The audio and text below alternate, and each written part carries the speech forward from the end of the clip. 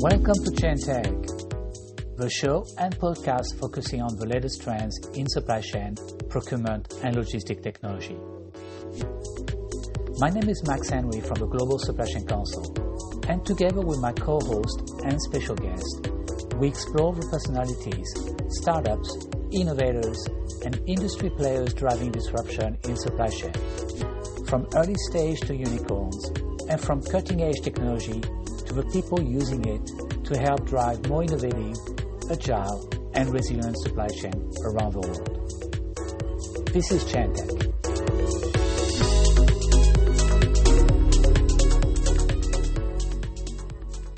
Welcome to the Chain Tech Show, the first podcast focusing on all things supply chain, logistics, and procurement technology. My name is Max Henry. I'm the founder and the executive director of the Global Supply Chain Council. The show is again produced by the Global Supply Chain Council in partnership with Chain.net and Chain Tech. So we're excited to have our guest today. I'm very pleased to welcome Alvin Ea, who is the co-founder of Haulio, joining us.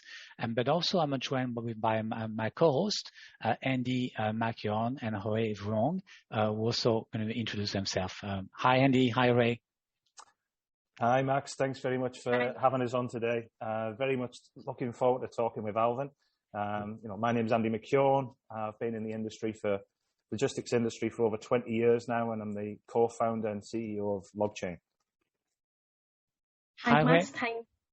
Hi, Max. Thanks for having me today as well. I'm working as a coordinator at logistics analyst and also worked at Bosch in Vietnam before. So I'm quite interested in the supply chain industry and join the panel today. Thanks again for joining us for this discussion around, logistic log tech technology with a focus again on what's happening in Asia. So let me start with you, Alvin. It's great to have you here for this episode. We know that you founded Haulio quite recently, and you have also a very interesting background in the industry. Could you share with us, where you come from and what actually made you and motivated you to start this company, Haulio? Yeah, thanks. Once again, thank you so much for having me. It's a great privilege and honor, Max, Andie, and Hugh. Thanks for having me here.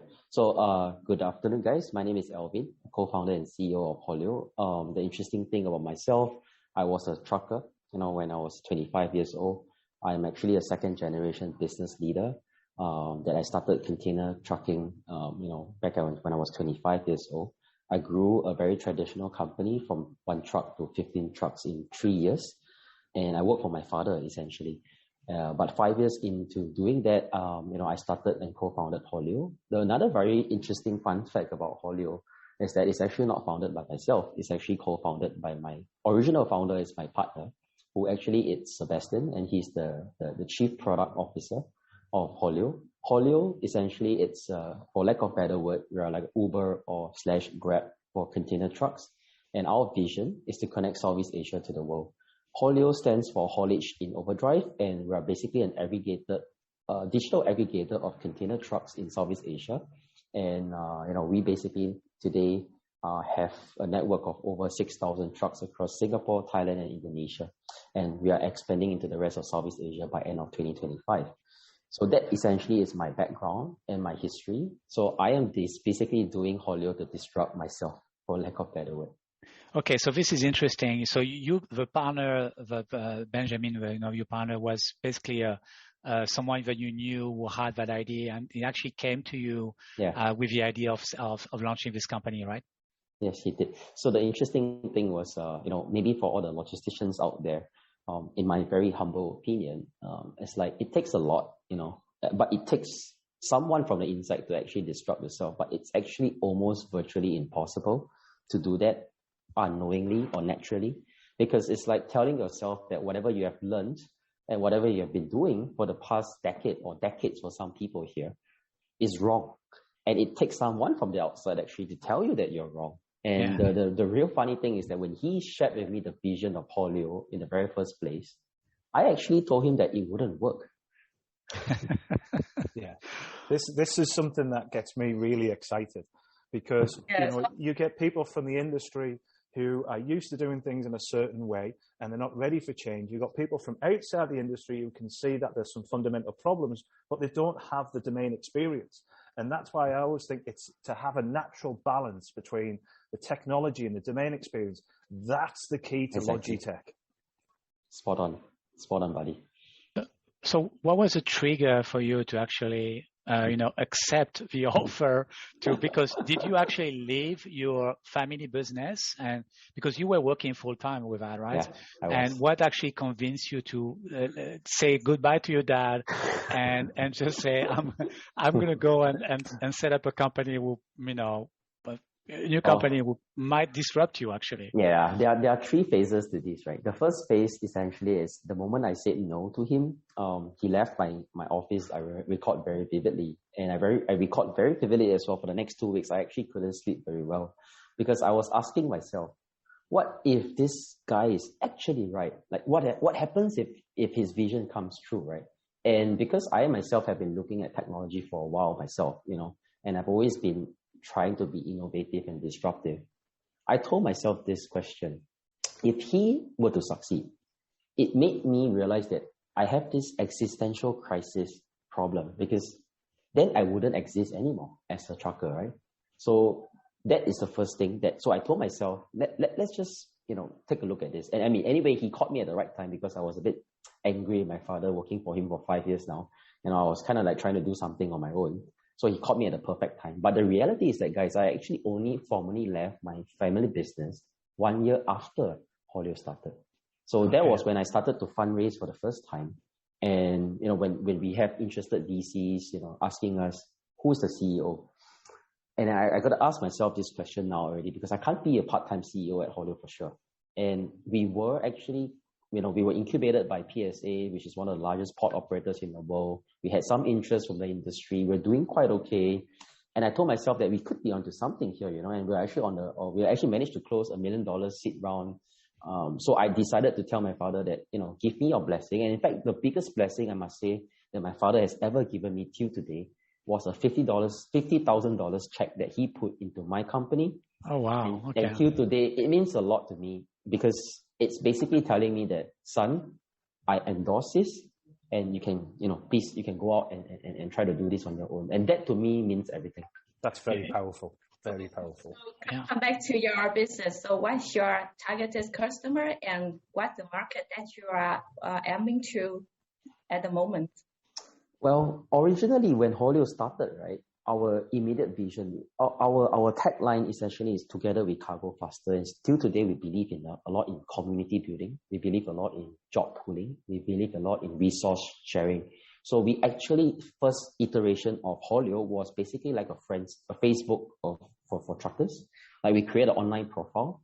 We're not changing anything because today, without Haulio, before then, the trucking companies have their little cliques where they share jobs with one another, but they do it via WhatsApp, phone calls, fax machines, So to directly answer your question, Hugh, thereafter, when we had our first community of 30 truckers, I recall back in September 2017, which was like 5 months in, we had our very first customer calling us and said that, hey, Alvin, we have an urgent job, right? And I recall it's a freight forwarder. And he says that you actually have a network of 30 truckers on your platform, right? Which is quite sizable. It's urgent. Why don't you do this job for us? So we were like, oh, bingo. We actually have our first revenue. We didn't expect it to come so fast, to be very honest with you guys, right? Because we are very clear about our vision. So our customers today are mostly anyone actually who needs to haul a container. We started out having container truckers themselves as our customers, right? Basically, they book a container on our platform and we actually match it to the trucking company, right? We are actually not a Uber or Grab, right? And I've never believed in marketplaces. We are basically a digital haulier, or you want to put it that way, right? We basically take on all the SLAs, the responsibilities. So any shipper, freight forwarder, shipping line, ports that need to haul a container, they are our customers. And right now, our immediate target audience is Southeast Asia. So we believe that every shipment coming in and out of Southeast Asia to be transacted on our platform, and every export coming into Southeast Asia, every import coming into Southeast Asia is probably an export from China or anywhere else in the world. So that's really what we are targeting. And we want to be able to fulfill containers anytime, anywhere in this region. Yeah. Okay. As I know that So all the company, kind of DHL, Panabina, or even the Kunago, they have the digital technology platform on their website. What makes your company different or makes your company special to the other customer and they choose you rather than the other 3PLs? Good question. Yeah, it's a good question. But the funny thing is those 3PLs are actually our customer. So we are, if you think about it, right, guys, we feel that, okay, we are all supply chain experts here. And in my very humble opinion, every supply chain is only as strong as its weakest link. You guys are a chain link, right? And unfortunately, the weakest link that we have identified, and I've been a trucker myself before, I've dealt with drivers for 10 over years now, is actually more often than not the transporters, right? The truckers, the moms and pops is so fragmented in Southeast Asia. There are millions of truck drivers out there that are actually either owner-operator. Most of them are not owner-operator. Most of them are like made up of very small-sized companies that own maybe 3 or 5 trucks. Right. And these people, they don't have the know-how of technology. They want to transform, but they don't know technology because they are firefighting almost every single day. So our value creation is a platform aggregator, both on the demand side and on the supply side. What we are essentially trying to do is to be a Robin Hood here.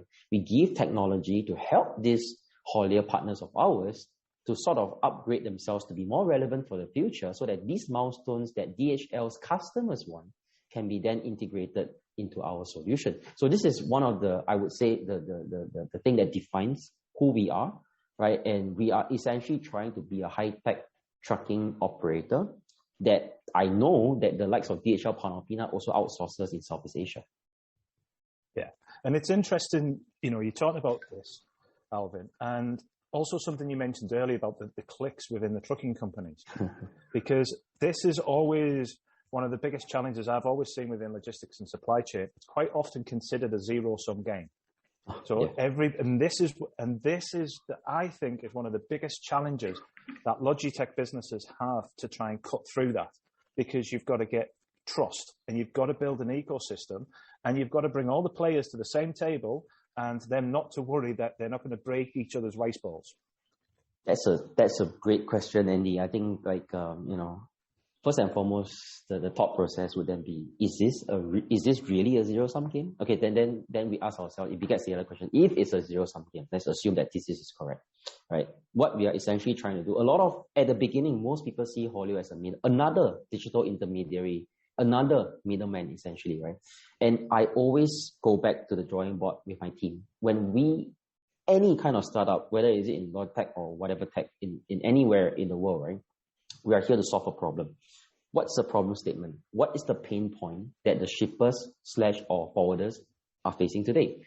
They don't have milestones. They don't know where the container is. Whenever you pick up a phone, they will ask, where is my container? And then I can guarantee you the person that picks up the phone will say that, let me check and get back to you, because they don't have visibility themselves.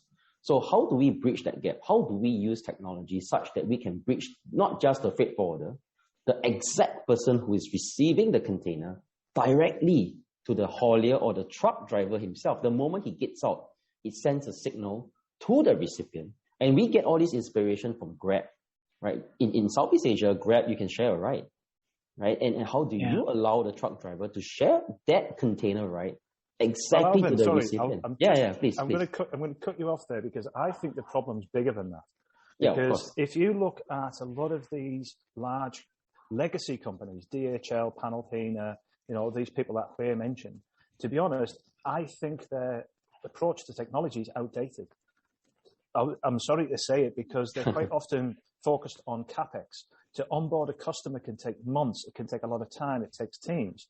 Whereas technology like Haulio, it's actually, it's a lot more agile. And it means, like you've covered everything that I quite often talk about. It's the mom and pops. These are the people where the technology should be focused on. The MNCs have always been able to afford technology. It's the mom and pops that couldn't. So that's where I think the big difference is for Haulio. But this kind of leads me to another bigger and maybe controversial question here. There's a lot of companies out there like Flexport and like Porto now that are blurring the lines between solutions provider and service provider. And, I'd like, especially in the Logitech industry, it's quite young in a lot of ways. And I think over the next 2 years, people are going to have to decide one way or the other. What do you think? Do you think this is sustainable in the blurring of the lines? Haulio, it's a service provider today. But we also, I think it's the thing with that's a good question, Andy. I think the thing that really question ourselves and think about is that must it always be 0 or 1? Why can't it be a hybrid of both, right? And I think if you look at what Flexport is doing, they are actually, well, not Flexport. I know Convoy is doing that. They were a digital broker. They are now providing their digital technology to traditional brokers.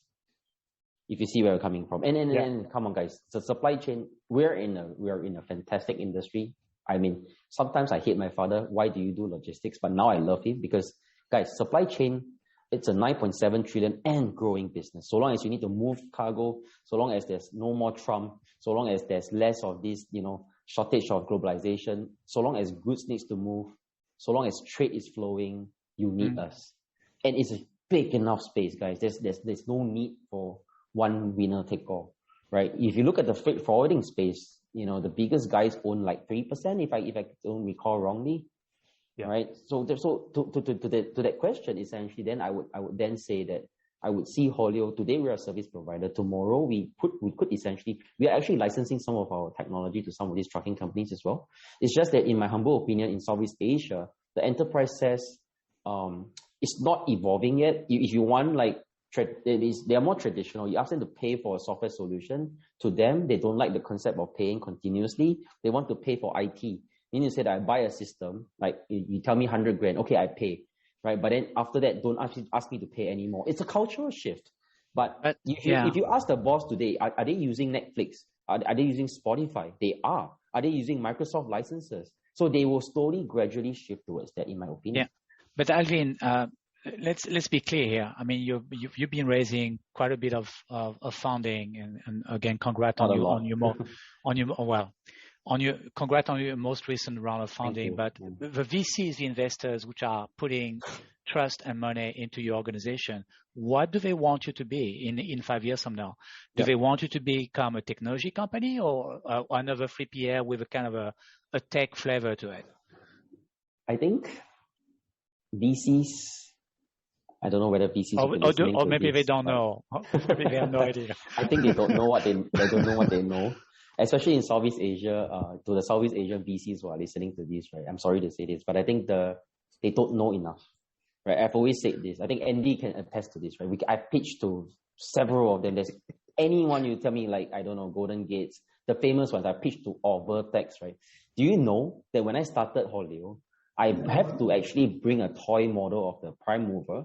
I did a plasticine model of a container and a trailer so that I can show them what my business is about. And you know, when the VC asked me this question, does the container belong to the truck? I was like, okay, fine. Let's move on. This is what you're dealing with. And you're right. It's true, right? I've talked to them all, and look, this is not just. I mean, Alvin, you've crossed this bridge. I know you have. But I've got a message for all the other founders out there. Sit down with the VCs and they talk about the money. Now, they also talk about the value add that they'll bring. Just ask them one question, just one. Give me one example of this value add that you think you're going to bring to this business. One example. Challenge them on that. The VCs challenge all the startups. Exactly. They always say your deck is terrible, your business plan's not very good, you've overvalued yourself. But they talk about how wonderful they are. Ask them. What is the one specific value add that they can bring to the table? Other than money, you'll be faced with silence. This is the thing. Domain knowledge is important. Honestly, talk to private equity, talk to angel investors, the VCs. They're excited about Logitech, but they've got no experience yet. Yeah. Okay, let's talk about the challenges that you face with your company, Alvin. There must be many, but if you had to pick one or two, what would you say are the biggest challenges you face as you grow and start to expand across the region? I think there's a few, right? The first one was mindset shift. I've always believed very firmly in our vision of what haulage, not just in Southeast Asia, but the world, right? There are actually many haulios already springing out in China, in Europe, and in the US. So I'm actually proud to say that we are actually started around the same time. But the biggest challenge is the mental shift. Like, how do we create enough value to the customers, which is anyone who needs to haul a container, as well as most importantly, the hauliers, the truck operators. How do they see us as a platform for growth, as a technology partner, as a financial partner, rather than just simply another middleman? So I think that is my biggest challenge, which only time will tell. Unfortunately, we are not in a business of fast growth. I recall, I shall not quote that VC, right? I recall somebody telling me this before. Alvin, I give you $750,000. I want you to capture the market share, Singapore market share, 30% of it in the next 18 months. If not, I crawl back from you. Do you know what I wanted? I was so angry because he obviously don't understand the business. If I have $750,000 and I can really just transform and win 30% of the market today, anybody can do Haulio, guys. Anybody. It's not about the money anymore. You need to understand that the vision is clear, but there's one thing that I always tell my existing investors as well, my future investors, is that this is a long-term game. And is every business suitable for a venture? Is it venture backable? You have to ask yourself that question again. I said again, I'm very clear that this will be the future, but the only thing I cannot control is when will it happen. Will it take 2 years? Will it take 5 years? Will it take 10 years? But Alvin, that value perception issue that you face, is it stronger among the end user shippers, the manufacturers, retailers, or brand owners, or is it bigger among the 3PLs? Because I feel that as you focus also, because you kind of have a dual sale process, you're targeting both groups. The 3PL might be harder to crack because they might tell you, oh, we have the tools already, we don't need you. But maybe the end user shippers probably need it more. So what's your thought about? I think the 3PLs have another set of problem, guys. They have solutions, they have technology. DHLs probably spend millions of dollars trying to do what they're doing. But the biggest challenge that they face, in my humble opinion, is adoption. It's the same problem that Haulio faces as well. How do you make sure that all your vendors, you can always go top down, guys. I've spoken this many times before. I've spoken to MERS, I've spoken to Sealand, I've spoken to CMA, I've spoken to DHL. Everybody wants to have their own app. But you go back and you get the question again, why do you need an app?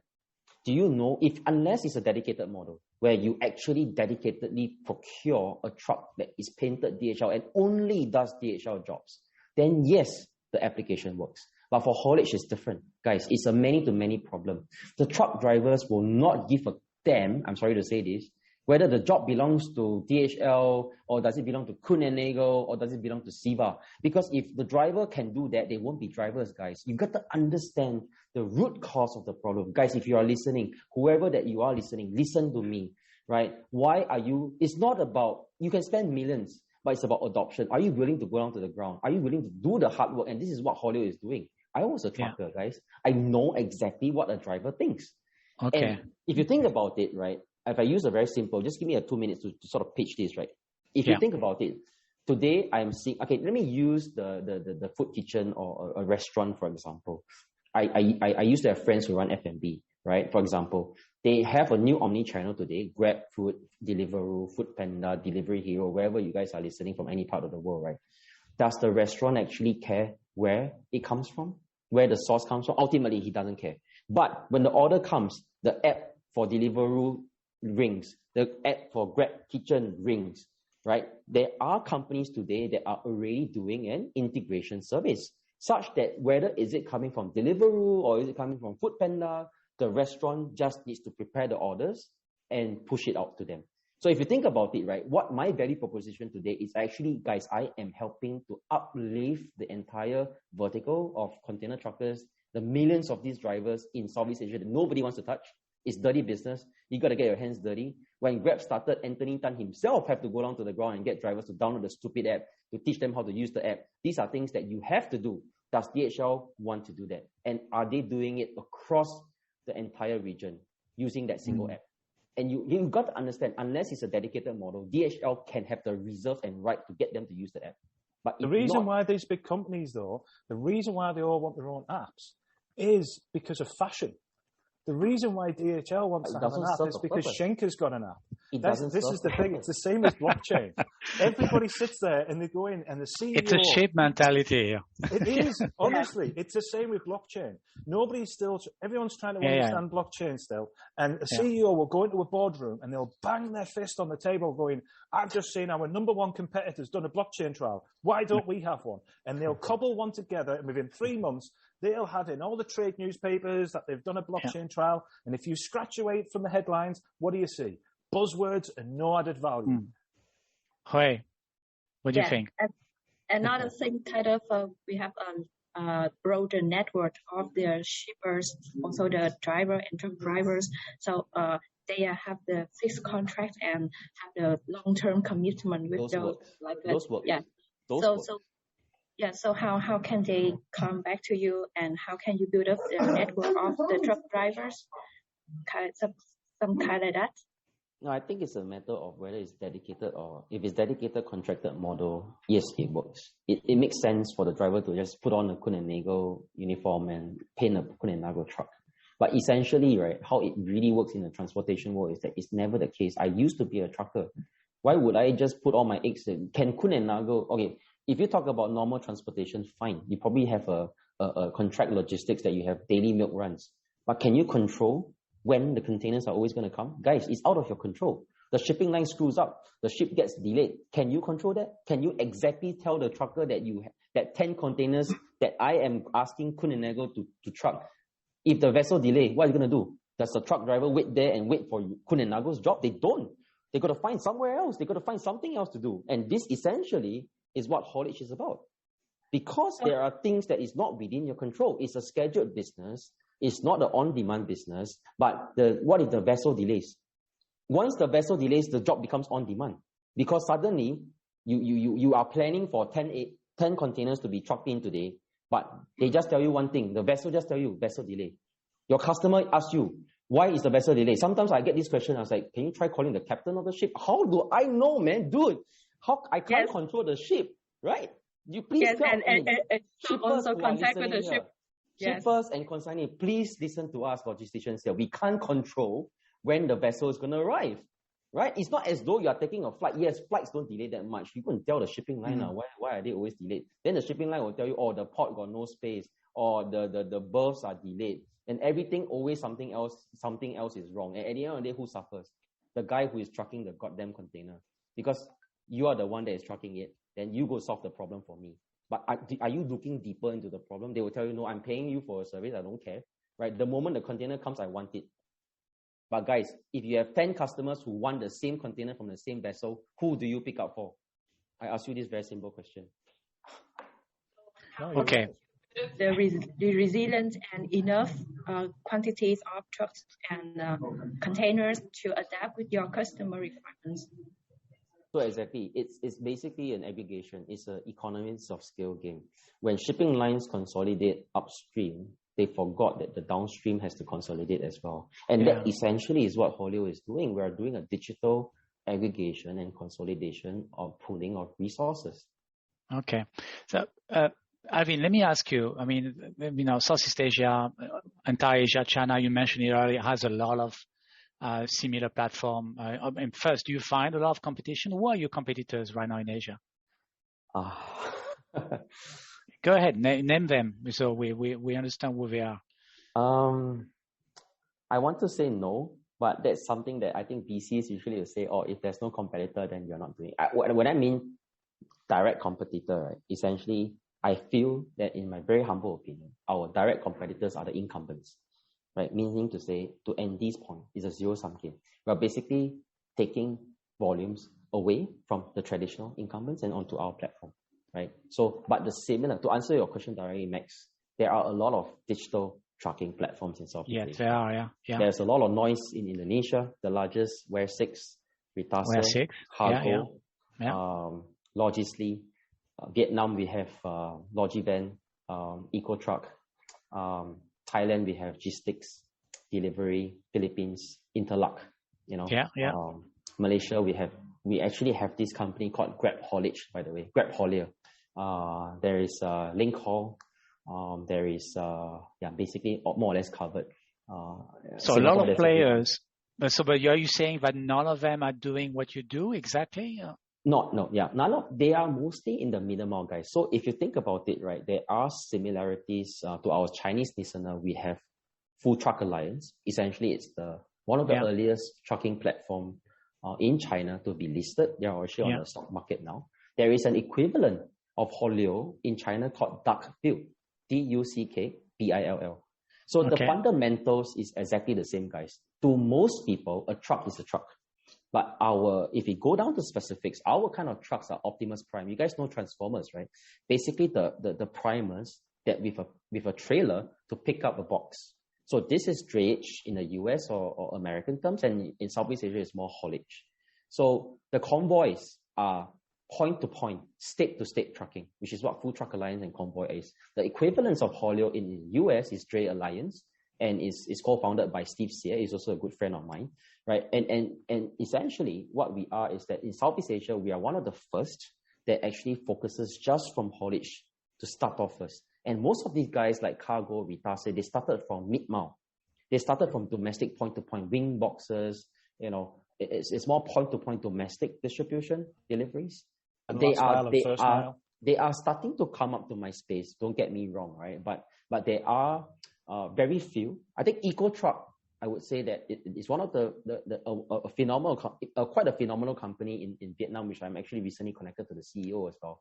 I think we share a lot of similar vision, right? And Easy Haul, I forgot to mention Easy Haul from Malaysia. So Haul, but Easy Haul is more DHL now today. So they are competitive, but I actually see them as fellow comrades trying to digitize and trying to transform the incumbent. So to another degree, I don't really view competition as a threat. I see these fellas as having the same vision and wanting to sort of transform the industry together. When I see it from this lens, I don't really want to see them as a competitor or a threat, if you get what I'm trying to say.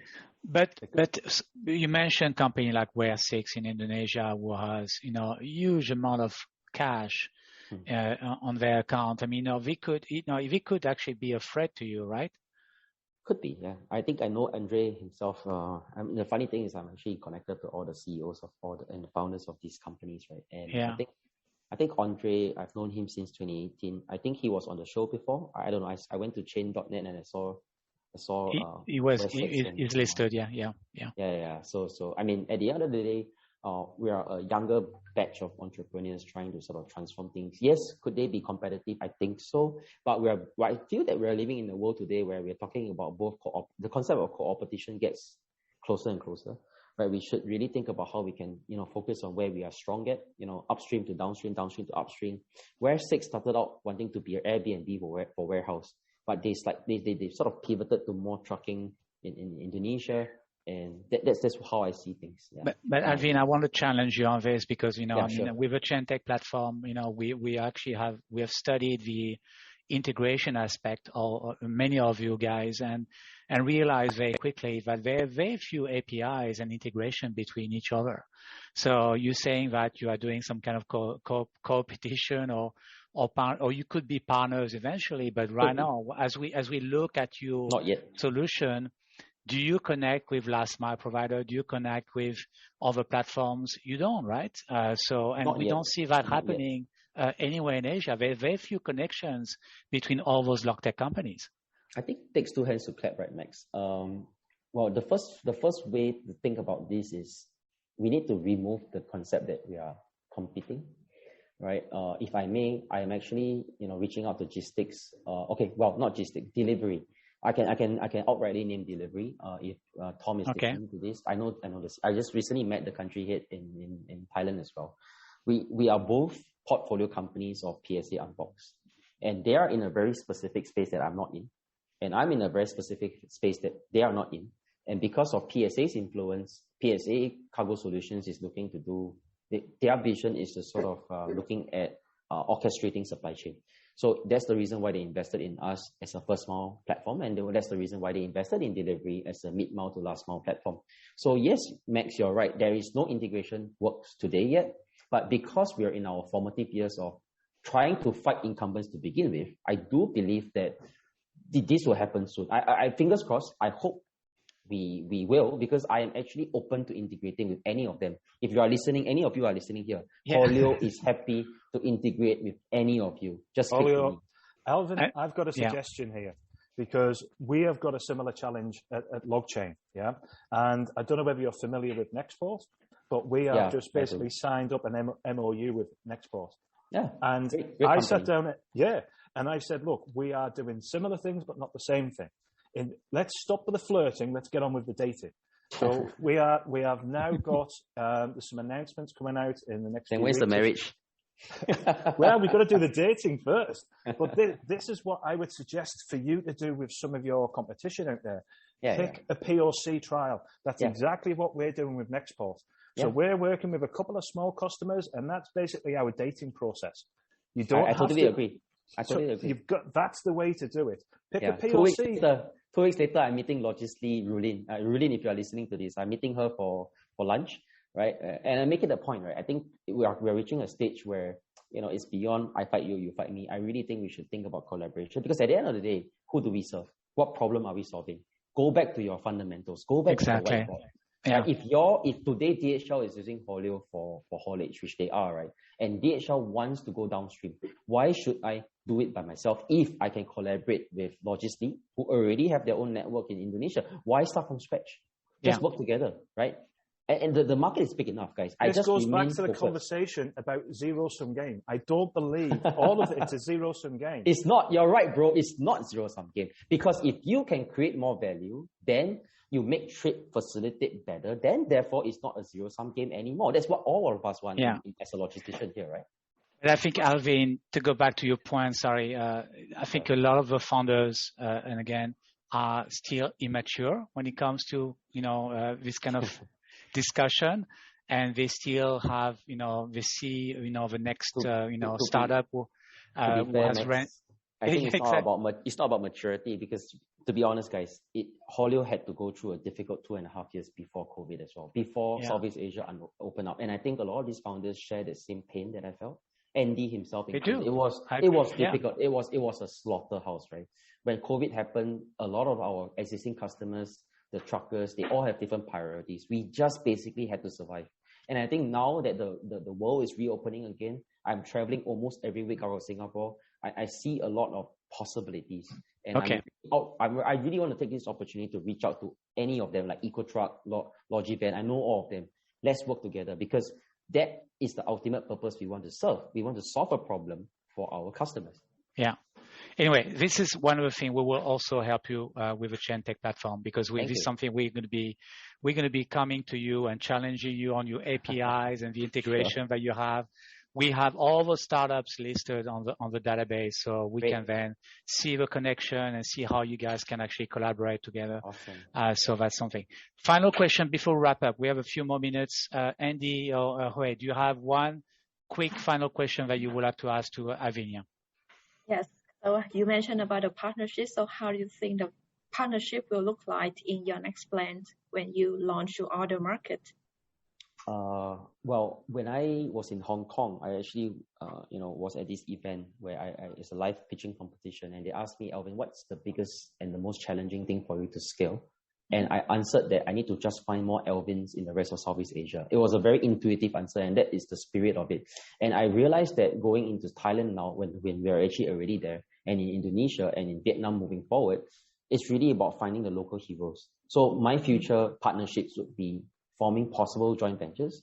We want to work with the local champions. We want to work with the local Alvins of the industry to sort of ultimately bring value to the market. Because why did Grab manage to outwit Uber? Because it's not in Southeast Asia, it's a very unique market. You got to hyper localize. You need to. When I go, I'm lucky to the viewers here. If you watch me, you know my face. I look like a Southeast Asian. When I go to Thailand, they speak Thai to me. When I go to Indonesia, they speak Indonesian to me. But you got to understand that Southeast Asia, this is our blood. This is my playground. This is my home ground, right? We have to really work with the hyper localized heroes, because the truckers, although they are more or less the same, but the truckers in Vietnam could be very different from the truckers in Thailand.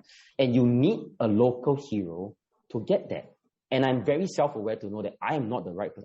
I might look like a Vietnamese, but I'm not one. But so we will actually look out for local partners, and I'm doing a big shout out now here. Haulio is expanding to Vietnam, Malaysia, as well as Philippines in the next year or so, next 18 months. Look out. We are happy to partner. Basically, I don't want to own everything by myself because I don't believe in that. Okay, Andie, final question before we close. Yeah, a quick one. Not so much to do with the business, but more to do with you personally, because there's a lot of demand from investors, the market. Things like COVID happen, so companies have to fork, they have to pivot, you have to be agile, but you can sometimes lose your way, not just as a business, but also as an individual. Do you have a personal North Star that occasionally when you get lost and you get distracting factors, do you have a North Star that you look to and say, that's where I'm going? Perfect question. My people. I think, I have a team of 75 now, and not just my people, my stakeholders, my investors, the people who believed in me, right? And that is my motivation. To be very honest with you guys, I actually went through a little bit of depression. I look very lively, I look very jovial, but when in 2020, I had to fire quite a lot of people, I had to restructure, I had to reorg, and our company has a philosophy and a policy of what we call once a Hawaiian, always a Hawaiian.